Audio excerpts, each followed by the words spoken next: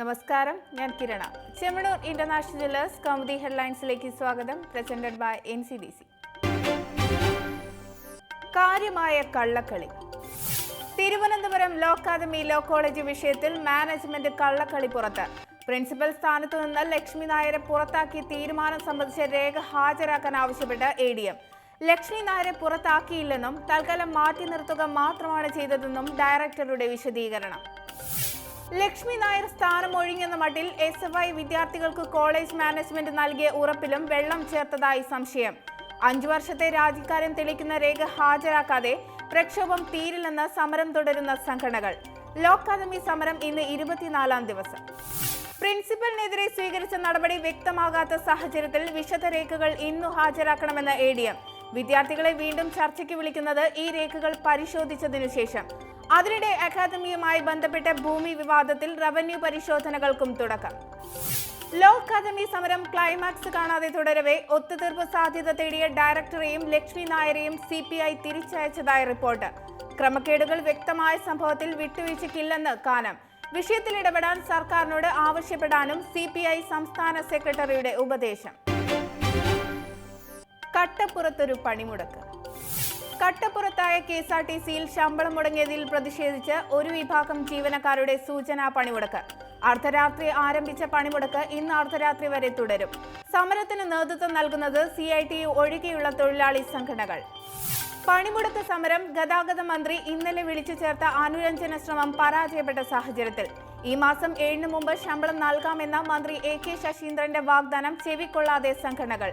കഴിഞ്ഞ മാസത്തെ ഉറപ്പുകൾ പാലിക്കാത്ത മന്ത്രിയെ എങ്ങനെ വിശ്വസിക്കുമെന്ന് ജീവനക്കാരുടെ ചോദ്യം.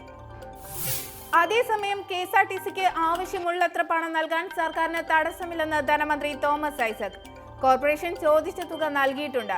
ആവശ്യമുണ്ടെങ്കിൽ ഇനിയും പണം നൽകാനും ബുദ്ധിമുട്ടില്ല. കറൻസി പ്രതിസന്ധി മൂലം കാര്യമായ പ്രതിസന്ധികൾ സർക്കാരിന് ഇപ്പോഴില്ലെന്നും ഐസക്. ചൂട് പിടിക്കുന്ന ചർച്ച. അഹമ്മദ് MPയുടെ മരണത്തിൽ സമഗ്ര അന്വേഷണം ആവശ്യപ്പെട്ട പ്രതിപക്ഷം. മരണം മറച്ചുവെച്ച ഡൽഹി രാം മനോഹർ ലോഹ്യ ആശുപത്രി നടപടിയിൽ ദുരൂഹതയെന്ന ആരോപണം. അതിനിടെ വിഷയം ചർച്ച ചെയ്യണമെന്നാവശ്യപ്പെട്ട് പാർലമെന്റിൽ അടിയന്തര പ്രമേയത്തിന് നോട്ടീസ് നൽകി NK പ്രേമചന്ദ്രൻ. അഹമ്മദിന്റെ മരണം മൂടിവെക്കാൻ ശ്രമിച്ചെന്ന ആരോപണം അന്വേഷിക്കണമെന്ന് പ്രധാനമന്ത്രിക്ക് രമേശ് ചെന്നിത്തലയുടെ കത്ത്. ആശുപത്രിയിൽ പ്രവേശിപ്പിച്ച ശേഷം മെഡിക്കൽ ബുള്ളറ്റിൻ വഴി ആരോഗ്യസ്ഥിതി പുറത്തുവിടാത്തത് വിശദീകരിക്കണമെന്നും ആവശ്യം. എന്നാൽ അഹമ്മദ് MPയുടെ മരണത്തിൽ ദുരൂഹത ഉണ്ടെന്ന ആരോപണം അടിസ്ഥാനരഹിതമെന്ന ആശുപത്രി അധികൃതർ. ആരോഗ്യസ്ഥിതിയും ചികിത്സാ വിവരങ്ങളും മക്കളെ അറിയിച്ചിരുന്നുവെന്നും വിശദീകരണം. പഞ്ചാബിന് നാളെ പരീക്ഷ. കറൻസി നിരോധനത്തിനു ശേഷം കേന്ദ്ര സർക്കാർ നേരിടുന്ന ഏറ്റവും വലിയ രാഷ്ട്രീയ പരീക്ഷയ്ക്ക് നാളെ തുടക്കം.